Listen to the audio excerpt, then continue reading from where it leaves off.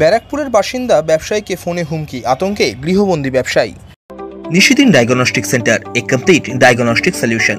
আমাদের ঠিকানা 144/1 central road, Anandapuri, Barrackpore, Kolkata 122।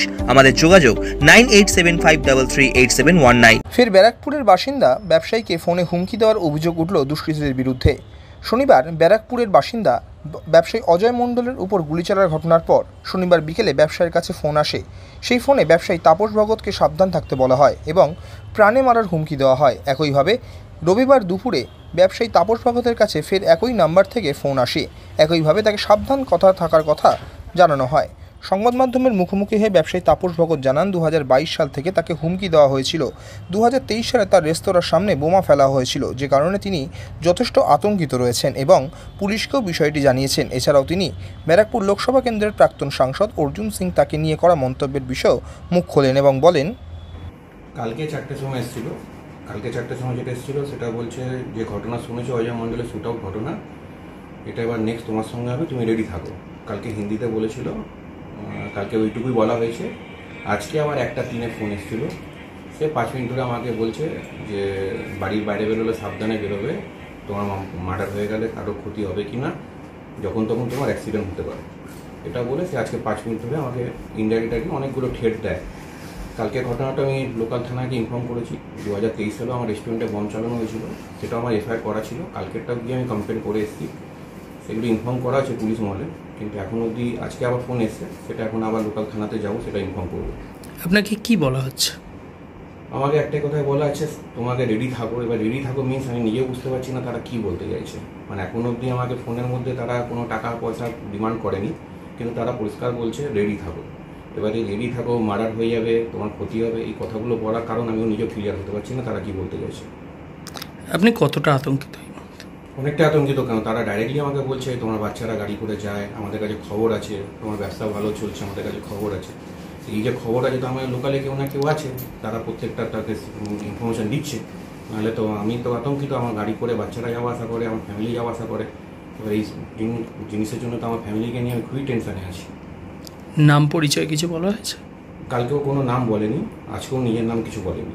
কালকে ফোন এসেছিলো, আজকে ফোন এসেছিলো, সেম নাম্বার দিয়ে ফোন এসেছিলো, কিন্তু নাম বলেনি। দুজনেই আলাদা আলাদা লোক ফোন করেছিল। কোথা থেকে ফোন করছে কিছু? কালকে যে ফোন করেছিল সে নিজে আইডেন্টিফিকেশান দিয়েছে, আমি বেহুরি জেল থেকে বলছি। আজকে যে ফোন করেছিল সে নিজে আইডেন্টিফিকেশান কিছু দেয়নি, সে ডাইরেক্টলি বলছে যে আমি ফোন করছি, ফের চেনো বলে শুরু করলো কথাটা। কোনো কি গলার শর্ট চেনা কিংবা না, আজকে যে ফোন করেছিল সে 2022 সালেও আমাকে ঠেট দিয়েছিল।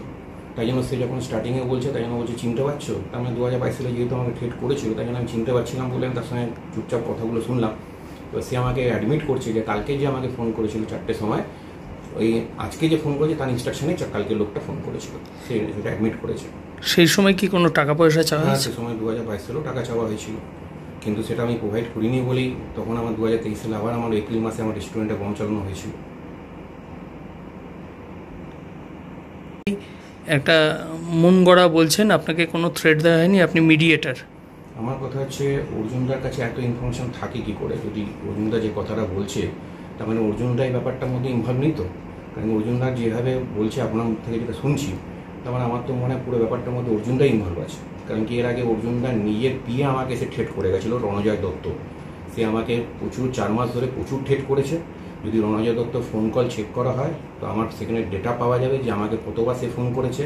আমার বাড়ি থেকে বরং সে নিয়ে গিয়ে অর্জুন সিংয়ের অফিসে আমাকে নিয়ে গেছিলো। সেখানে বসে বলা হয়েছিল তাকে অর্জুন সিংকে তোলা দিতে হবে, এবং সেটা দেওয়া হয়নি বলে অর্জুনদা আমার এগেনস্টে অনেক রকম টর্চারিং করেছে। আমি কিছুদিন আগে অর্জুনদাকে লিগাল নোটিশ পাঠিয়েছি, তার এগেনস্টে আমি তার এগেনস্ট কোর্টে কেসেও যাচ্ছি।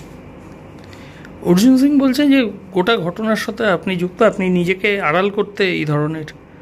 আমার কথা হচ্ছে অর্জুনদা যে সেটা বলছে সেটা প্রমাণ করুক, আর যদি প্রমাণ করতে পারে তখন আমি অর্জুনদার সঙ্গে বলবো।